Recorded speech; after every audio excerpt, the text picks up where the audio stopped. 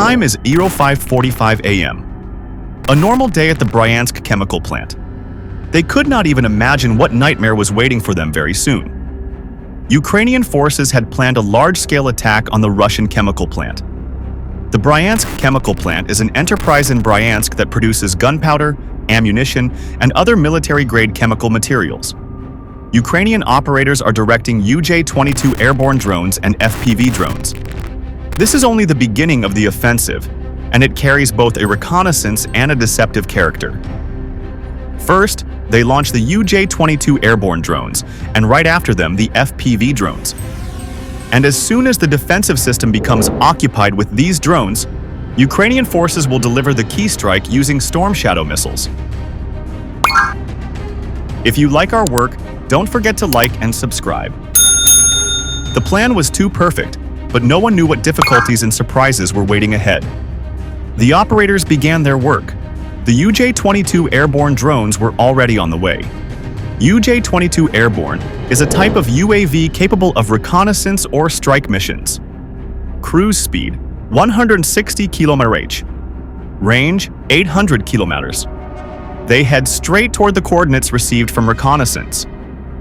Everything is quiet. The operators follow the plan, but they know that once the drones reach the defensive zone, that's when the real game begins. The drones pass most of the route, and only 50 meters remain before the first radars. A few minutes later, the Russian S-400 air defense system detects the Ukrainian drones. The alarm goes off. Russian forces switch to defense and begin counterattacks. But Ukrainian operators do not panic. They know this is part of the plan. The drones must be detected. Everything is pre-planned. Two UJ-22 airborne drones fly forward, then sharply separate and change direction to confuse tracking radars. Appearing and disappearing on the radar screens, they disorient Russian forces. The Russians don't understand what is happening. Ukrainian forces use ground-based electronic warfare systems that create a jamming dome over the area. This system can't fully hide the drones, but it weakens the radar return. The radar sees the targets much worse. Using this, Ukrainian operators managed to pass the first set of radars with the help of UJ-22 airborne drones. Russian forces counterattack using the Pantsir S system, a short-range missile and artillery complex. They begin launching missiles directly at the drones. But since the drones are controlled manually, hitting them becomes a difficult task. Several missiles miss, hitting nothing. However, Russian special forces are not amateurs. Soon they manage to shoot down the drones. Ukrainian operators don't focus on this loss. The main goal is to get the Su-24 aircraft to the chemical plant. Right behind the UJ-22 airborne drones, FPV drones were flying. And as soon as the UJ-22 drones were shot down, Ukrainian operators fully switched to controlling the FPV drones, directing them from different angles.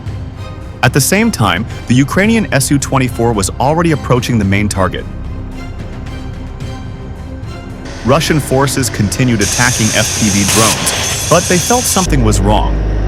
It was illogical for Ukraine to rely only on drones for such a large chemical plant, so they called for reinforcements, in case Ukraine attacked with additional equipment. This reinforcement was something Ukrainian forces did not anticipate. The Russian defensive system kept firing missiles and guns at the FPV drones. They destroyed one drone after another. Ukrainian resources were running out, and they were in urgent need of support. Ukrainian forces understood they had to speed up the operation. The Su-24 was already on the way. While defensive forces were busy with drones, it managed to reach the chemical plant.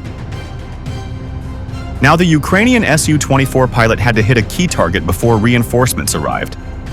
The defensive system opened fire from the Pantsir S. A missile flew straight toward the aircraft. The pilot rolled the plane and pulled away in a sharp maneuver. Hitting him became harder and harder. Russian forces were running out of missiles, and each miss pushed them further from victory. But their reinforcements were on the way. The situation grew more dangerous for the Ukrainians. Time was almost up. The Su-24 had nearly reached the chemical plant, and two missiles suddenly locked onto it at the same time. A spontaneous attack the pilot didn't expect. Dodging them would be extremely difficult. The missiles were coming fast. A sudden strike when the target was so close. But the Ukrainian pilot managed to pull the aircraft upward, with difficulty, but he escaped the attack. He pushed the throttle to maximum and raced forward. At that moment, a warning showed fuel was almost gone, and he still had to return. Reaching the closest attack point, he fired directly at the target. Impact. Explosion.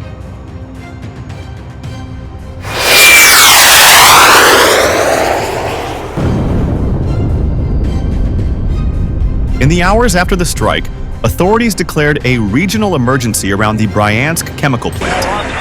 The explosion damaged several sections of the facility, triggering secondary fires that burned throughout the morning.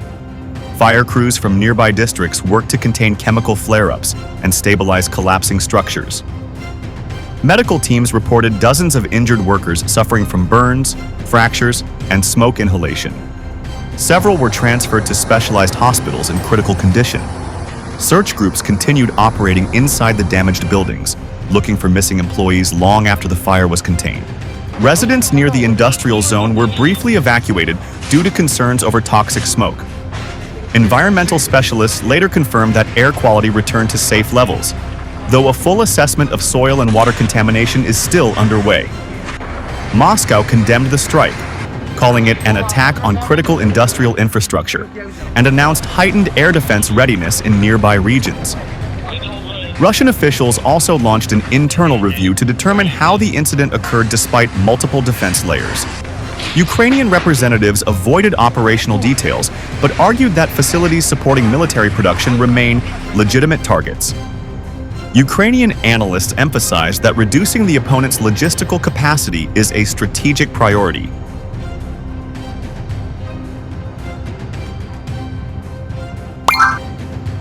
If you like our work, don't forget to like and subscribe. International responses were cautious. Several European leaders urged both sides to avoid escalation near hazardous sites.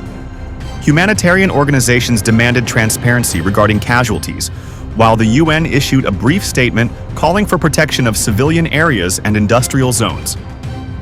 Military experts say the incident highlights the growing vulnerability of industrial facilities within conflict zones. Analysts note that the attack may influence future strategies, especially regarding the integration of drones, precision weapons, and electronic warfare systems. Reconstruction teams are currently assessing structural damage, while environmental agencies monitor the long-term impact of chemical exposure. Regional authorities have offered compensation to affected workers and support to displaced families. Although investigations continue, specialists predict increased alertness across air defense systems in multiple regions. For now, the event stands as a reminder of how quickly a routine workday can become a national headline, and how deeply such strikes affect civilians, emergency responders, and overall regional stability.